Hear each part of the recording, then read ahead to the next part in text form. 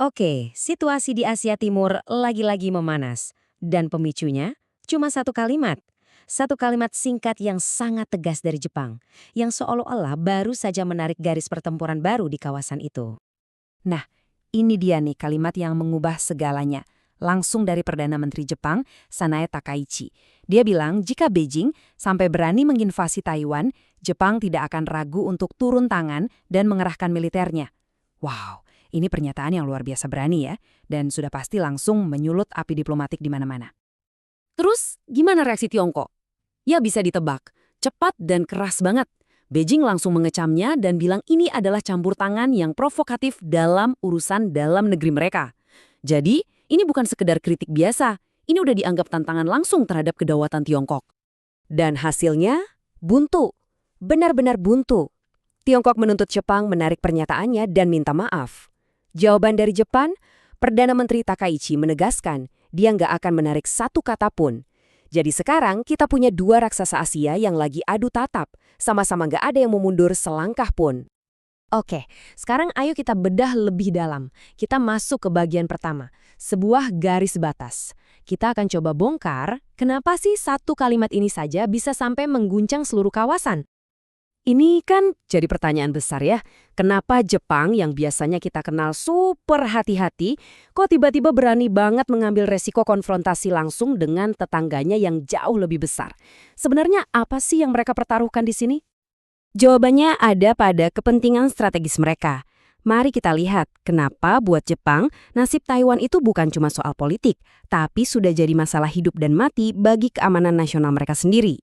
Setidaknya ada 3 alasan utama kenapa Taiwan itu krusial banget. Pertama, soal perut, ekonomi. Bayangin, 95% impor energi dan komoditas Jepang itu lewatnya di sekitar Taiwan. Kalau jalur ini terganggu, ekonomi Jepang bisa langsung lumpuh. Kedua, jarak. Taiwan itu cuma berjarak 110 km dari Okinawa. Wah, itu dekat banget. Ketiga, ya jelas, keamanan. Jepang tentu nggak mau Tiongkok punya pangkalan militer persis di halaman depan rumah mereka. Tapi, sikap berani ini sebenarnya menabrak sejarah mereka sendiri loh. Selama puluhan tahun, Jepang itu terikat oleh yang namanya Pasal 9 di konstitusi mereka. Pasal ini kan warisan dari Perang Dunia Kedua, yang intinya bilang, militer Jepang itu cuma boleh buat bertahan, sama sekali nggak boleh buat menyerang.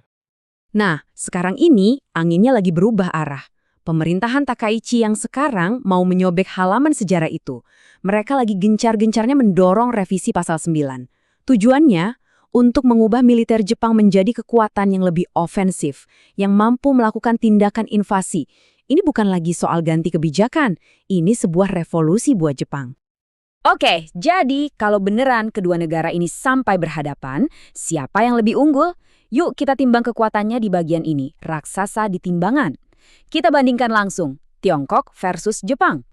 Kita mulai dari yang paling dasar dulu, populasi. Tiongkok punya 1,4 miliar orang, sementara Jepang cuma 125 juta. Jauh banget. Luas daratan, Tiongkok hampir 30 kali lipat lebih besar. Dari sini aja kita udah bisa lihat kan skala kekuatannya beda kelas. Gimana dengan kekuatan ekonomi? Wah, di sini makin kelihatan jurangnya. PDB Tiongkok itu 19 triliun dolar. Jepang 4,28 triliun.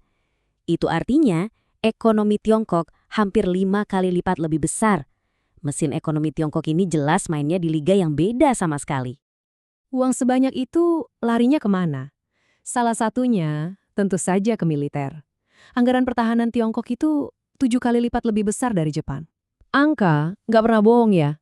Ini menunjukkan banget kemana arah prioritas dan ambisi mereka. Lalu kita lihat dari sisi jumlah pasukan. Tiongkok punya 2,5 juta tentara aktif, bandingkan dengan Jepang yang cuma sekitar 261.000. Secara global pun, Tiongkok ada di peringkat kekuatan militer nomor 3 dunia, sementara Jepang di urutan ke-8. Jadi kalau cuma lihat di atas kertas, ini pertarungan yang berat sebelah banget. Nah, setelah lihat semua angka-angka tadi, pertanyaannya jadi simpel kan? Dengan perbedaan kekuatan yang sejomplang itu, apa Jepang benar-benar punya kesempatan kalau harus maju sendirian melawan Tiongkok? Dan disinilah kita sampai pada faktor penentunya. Bagian terakhir kita, kartu as dari Amerika. Ada satu pemain lagi yang kalau ikut campur bisa mengubah aturan permainannya secara total. Jawabannya, Kalau kita cuma melihat data, ya jelas tidak. Jepang nggak mungkin menang kalau sendirian. Jadi, keberanian Jepang ini bukan karena mereka percaya diri dengan kekuatan sendiri, tapi karena mereka sangat yakin dengan sekutu terkuat mereka, Amerika Serikat. Lalu, apa yang terjadi kalau Amerika benar-benar ikut campur? Wah, ini ceritanya jadi beda. Strategi Jepang itu harus 100% terkoordinasi dengan militer AS. Dan jangan lupa, Washington juga punya janji untuk membela Taiwan. Keterlibatan AS otomatis akan mengubah sengketa regional ini menjadi krisis global. Dan, ini yang paling mengerikan, Tiongkok itu negara nuklir. Taruhannya bukan lagi soal wilayah, tapi soal kelangsungan hidup global. Skenario eskalasinya jadi sangat jelas, cepat, dan menakutkan. Semua berawal dari konflik di Selat Kecil Taiwan. Lalu Amerika terseret masuk untuk melindungi sekutunya. Dan dalam sekejap, dunia bisa berada di ambang konflik langsung antara dua kekuatan nuklir terbesar di planet ini.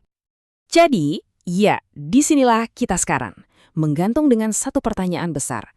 Apakah semua ketegangan ini hanya akan menjadi bara api regional yang bisa dikendalikan? Ataukah jangan-jangan kita ini sedang menyaksikan percikan api pertama dari kebakaran yang bisa melahap seluruh dunia dan memicu Perang Dunia Ketiga? Jawabannya mungkin sedang ditulis saat kita bicara sekarang ini.